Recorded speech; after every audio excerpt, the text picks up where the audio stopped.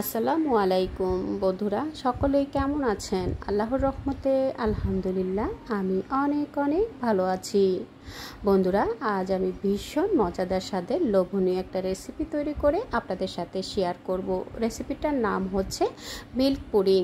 Milk পুডিংটা caramel দিয়ে তৈরি করে খুব সহজ পদ্ধতিতে তৈরি করব। আশা করছি সঙ্গেই থাকবেন এবং সুন্দর সুন্দর কমেন্টস করে সাপোর্ট করবেন। বন্ধুরা, ক্যারামেল দিয়ে খুব সহজ পদ্ধতিতে এই মিল্ক পুডিংটা তৈরি করব।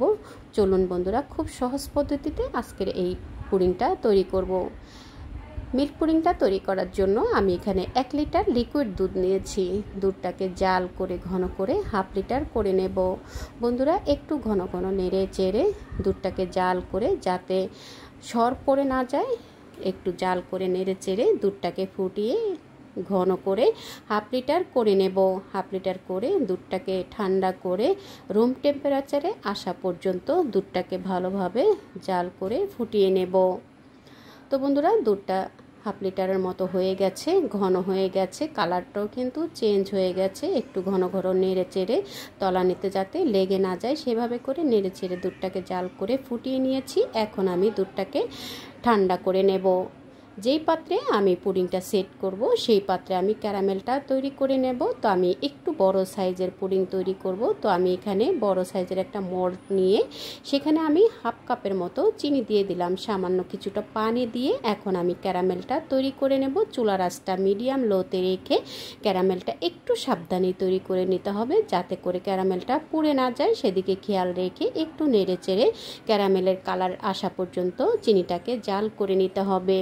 তো বন্ধুরা, খুব সুন্দরভাবে আমার ক্যারামেলটা দেখুন কালার চলে এসেছে। আমি চুলার আঁচ একেবারে লোতে রেখে কিন্তু একটু নেড়ে চেড়ে ক্যারামেলটা তৈরি করে নিয়েছি। এখন আমি সুন্দর একটা কালার আসা পর্যন্ত জাল করে নিয়ে ক্যারামেলটা তৈরি করে আমি প্যানটাকে একটু ঘুরিয়ে ঘুরিয়ে সব সাইডে যাতে করে ক্যারামেলটা সুন্দরভাবে সেট হয় সেভাবে করে আমি একটু পাত্রটাকে এভাবে করে ঘুরিয়ে ঘুরিয়ে ক্যারামেলটা তৈরি করে ক্যারামেলটাকে পুডিংয়ের পাত্রে সেট করে নিচ্ছি। তো বন্ধুরা দেখুন, খুব সুন্দর একটা কালার কিন্তু এসেছে। এই পর্যায়ে এসে আমি চুলাটা অফ করে দিয়ে সুন্দরভাবে ক্যারামেলটাকে সেট করে নেব। সেট করে নিয়ে এরপর আমি একটা স্থানে রেখে দেব যাতে করে পাত্রটা ঠান্ডা হয়ে যায়। এরপর আমরা পুডিংটা তৈরি করার কাজে চলে যাব। সুন্দরভাবে এভাবে করে ঘুরিয়ে ঘুরিয়ে আমি ক্যারামেলটাকে সেট করে নিয়েছি। এখন আমি রেখে দিয়েছি পাশে। এখন আমি ডিমগুলো ভেঙে নেব। তো আমি একটা মিক্সিং বোল নিয়ে নিলাম। আমি যেহেতু আজকে একটা বড় সাইজের পুডিং তৈরি করব তো আমি একটু বেশি করে ডিম নিয়েছি। এখানে আমি 11টা ডিম দিয়ে আজকের এই পুডিংটা তৈরি করব এবং 1 লিটার দুধ জাল করে ঘন করে হাফ লিটার করে নিয়ে এই পুডিংটা তৈরি করে নেব। তো বন্ধুরা, আমি ডিমগুলোকে ভেঙে নিচ্ছি। আপনারা আপনাদের পছন্দ অনুযায়ী কিন্তু সাইজ করে ছোট বড় করেই কিন্তু এই পুডিংটা তৈরি করে নিতে পারবেন। তো বন্ধুরা, আমি ডিমগুলোকে সুন্দরভাবে ভেঙে নিচ্ছি। ভেঙে নিয়ে এরপর আমি একটা হ্যান্ড হুইক্স দিয়ে ডিমগুলোকে সুন্দরভাবে মিক্স করে নেব।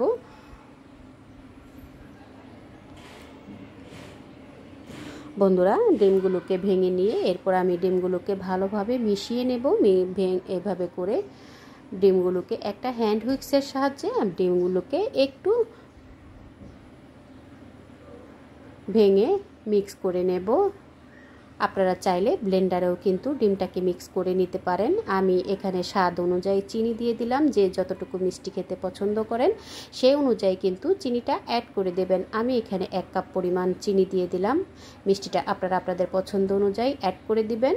এখন আমি ভালোভাবে হ্যান্ড হুইক্সটা দিয়ে মিক্স করে নিচ্ছি। বন্ধুরা, আপনারা চাইলে কিন্তু হ্যান্ড বিটার দিয়েও কিন্তু ডিমটাকে মিক্স করে নিতে পারেন, ফেটিয়ে নিতে পারেন। এখন আমি যেহেতু ডিমের পুডিং তৈরি করছি যাতে ডিমের গন্ধটা না থাকে, আমি এখানে ভ্যানিলা এসেন্স দিয়ে দিলাম সামান্য 2-3 ফোঁটার মতো দিয়ে খুব ভালো করে মিক্স করে নিচ্ছি।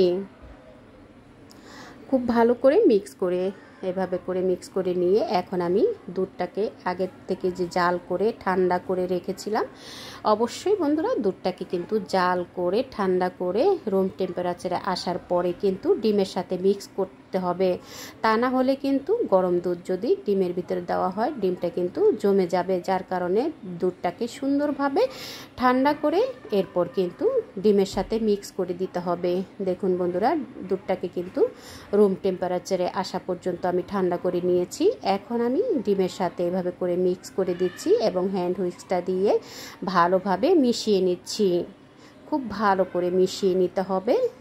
খুব ভালো করে মিশিয়ে নিলে এরপর আমাদের পুডিংটা কিন্তু পারফেক্টভাবে সেট হয়ে যাবে। তো বন্ধুরা, সুন্দরভাবে আমি মিশিয়ে নিচ্ছি। এভাবে করে হ্যান্ড হুইস্কটা দিয়ে সুন্দরভাবে মিশিয়ে নিয়ে এরপর দেখুন বন্ধুরা, ঘনত্বটা দেখেই আপনারা বুঝতে পারবেন। এভাবে ঘনত্ব করে আমি মিক্স করে নিয়েছি। আমি আরও কিছুটা স্বাদের জন্য আমি এখানে কিছুটা গুঁড়ো দুধ দিব। আপনারা চাইলে গুঁড়ো দুধটা স্কিপ করতে পারেন।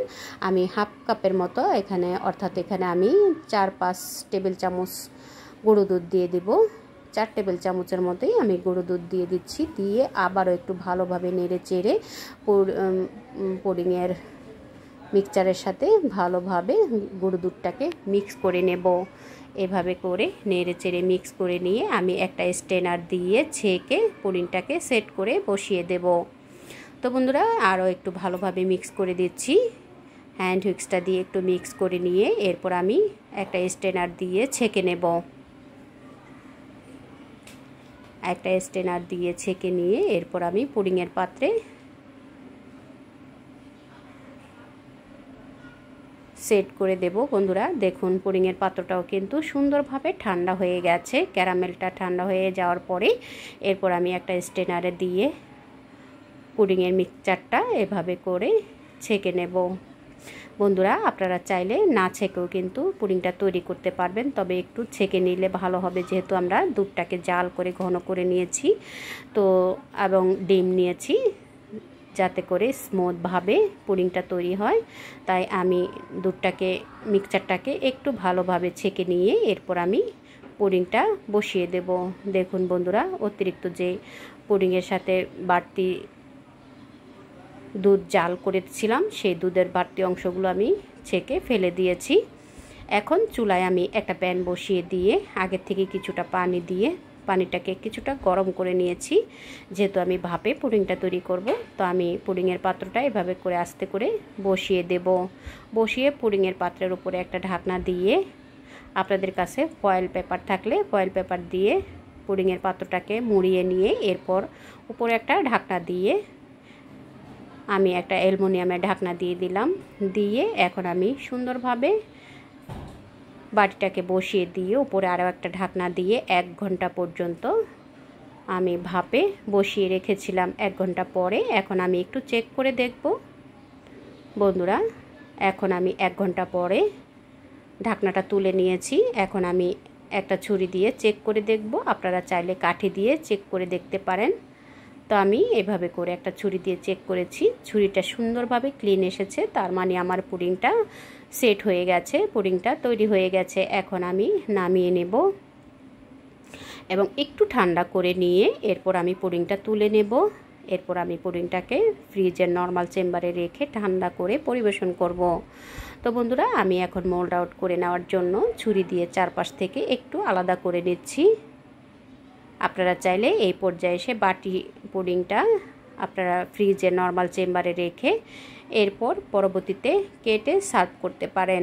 তো বন্ধুরা, আমি একটু গরম থাকা অবস্থাতেই পুডিংটাকে মোল্ড আউট করে নিয়েছি। এখন আমি মোল্ডটাকে তুলে নেব। মোল্ড তুলে নিয়ে এরপর আমি কেটে দেখিয়ে দেব কতটা পারফেক্টভাবে পুডিংটা তৈরি হয়ে গেছে। দেখুন বন্ধুরা, ভীষণ ইয়াম্মি হয়েছে, ভীষণ সুন্দর একটা ফ্লেভারও কিন্তু ছড়িয়ে গেছে পুরো ঘরে। তো বন্ধুরা, এখন আমি একটু কেটে দেখিয়ে দিব ভেতরটা কতটা ইয়াম্মি হয়েছে। আপনারা চাইলে এই পর্যায়ে এসেও ফ্রিজে নর্মাল চেম্বারে রেখে ঠান্ডা ঠান্ডা এই পুডিংটা সার্ভ করতে পারেন। তো আমি একটু কেটে দেখিয়ে এরপর আমি ফ্রিজের নর্মাল চেম্বারে রেখে দেব এবং পরবর্তীতে ঠান্ডা হয়ে গেলে এরপর আমি সার্ভ করে নেব। তো বন্ধুরা, দেখলেন তো কত সহজে ঝটপট করেই কিন্তু মজাদার স্বাদের পারফেক্ট একটা মিল্ক পুডিং তৈরি হয়ে গেল।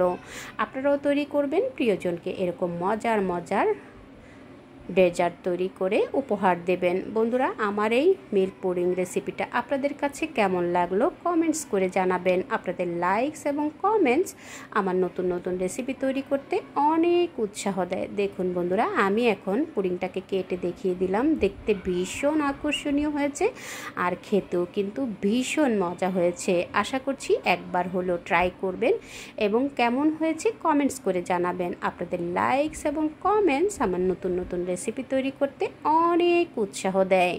বন্ধুরা, খেতে কিন্তু ভীষণ মজা হয়েছে, তৈরি করাও কিন্তু অনেক সহজ।